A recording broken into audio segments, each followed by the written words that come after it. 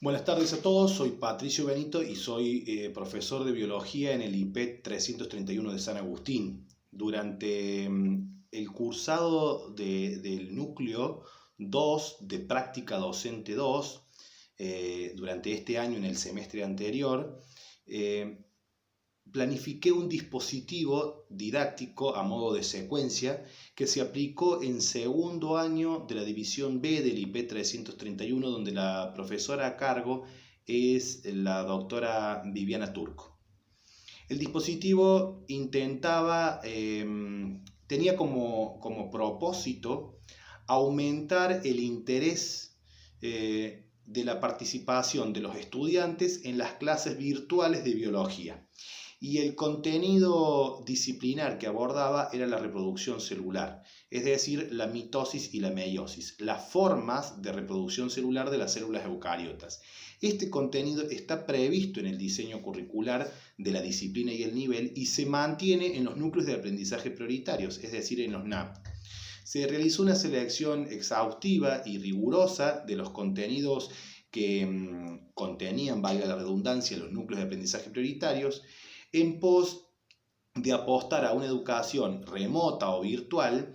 que se basara principalmente en la profundidad de los contenidos y no tanto en la cantidad. Este aislamiento social preventivo y obligatorio que rigió durante el primer semestre y rige aún en todo el territorio nacional, imponía de manera rápida, diría casi urgente, estrategias didácticas distintas a las tradicionales que veníamos trabajando en una escuela presencial. En esas estrategias que la situación social y del contexto se imponían, se presenta este dispositivo como novedoso en cuanto a la estrategia didáctica, pero conservador de aquellos contenidos disciplinares que el marco teórico o referencial del diseño curricular y de los núcleos de aprendizaje prioritario mantiene. Lo novedoso de este dispositivo es que intentó, durante las clases que conformaron esta secuencia didáctica, intentó abordar el contenido desde dos ejes principales. El análisis metacientífico del objeto de estudio y la aplicación directa o la relación directa al contexto de los estudiantes. Este segundo eje principal de la aplicación directa o relación directa al contexto intentaba adjetivar a este proceso de enseñanza-aprendizaje como más significativo, entendiendo más significativo como aquel objeto de estudio que presenta mayor pertenencia por los aprendices que lo incluyen en el proceso de enseñanza-aprendizaje. En cuanto a lo estrictamente metodológico, cabe aclarar que el propósito del dispositivo y los objetivos tenían íntima relación y coherencia, toda vez que el propósito era aumentar el interés, como lo decía recién, aumentar el interés de los estudiantes en la participación de las clases virtuales de biología, pero este interés se iba a promocionar por 5 puntos, que eran los 5 puntos fuertes de la secuencia. Entre estos 5 puntos fuertes estaba, como lo dije recién, la relación con el entorno o con el contexto y el análisis metacientífico de este objeto. Ambos puntos que conformaban, entre otros 5, las estrategias para aumentar el interés de los estudiantes, conformaban también objetivos generales del dispositivo, porque entendimos desde un principio con la colega que es titular en el curso que si el propósito de la enseñanza de este dispositivo iba a ser aumentar el interés, nuestro enfoque tenía que estar fundamentalmente en el proceso y no en el producto. De hecho, lo voy a comentar un poquito después, pero en la evaluación consideramos al proceso como el producto, porque nuestro propósito y nuestros objetivos eran justamente promocionar la mayor cantidad de estudiantes participantes de este proceso. Es justo también decir que como debilidad del dispositivo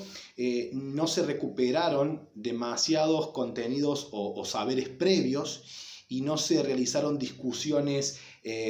actuales al respecto. Se presuponía que por el trayecto formativo que este grupo de estudiantes venía cursando en esta disciplina, había saberes previos como el de teorías en general o el de teoría celular en particular, que habían adquirido y que podían brindarle las herramientas necesarias para empezar el estudio de este nuevo objeto que es la reproducción celular. Como decía recién, la evaluación fue el tipo de evaluación formativa que contemplaba flexibilizaciones importantísimas, sobre todo en los tiempos de los estudiantes en un contexto de aislamiento y de educación remota domiciliaria, a través de distintas plataformas tecnológicas que tienen también un peso importante en la heterogeneidad del grupo. Como la secuencia no era lineal y los estudiantes podían ingresar a participar desde cualquiera de sus 4 clases sin necesidad de haber transcurrido las clases previas, como forma de fomentar y promocionar la mayor cantidad de participación de los estudiantes y limitarle condicionantes, el proceso de los estudiantes fue considerado producto, de manera que lo que se evaluaba era el proceso individual de cada uno de ellos en la participación. Esta evaluación contemplaba la heterogeneidad del grupo, entendiendo que los tiempos de cada uno eran distintos y además las interpretaciones de cada uno también podían ser tenidas en cuenta en la singularidad de cada estudiante, en tanto y en cuanto el dispositivo pretendía o perseguía algunos enfoques o dimensiones distintas al que las ciencias exactas, físicas y naturales hace sobre la teoría de división celular. Apoyándonos en recursos didácticos como el cine y la publicidad, también perseguíamos y pretendíamos que otros estudiantes con otras condiciones pudieran aportar su enfoque desde otra dimensión. Por lo tanto, la evaluación formativa sí contemplaba la diversidad de estudiantes, pero la planilla de seguimiento quedó limitada, es decir, la planilla de seguimiento y monitoreo fue pobre, si se quiere, dado que ahí sí no se contempla la heterogeneidad de los estudiantes.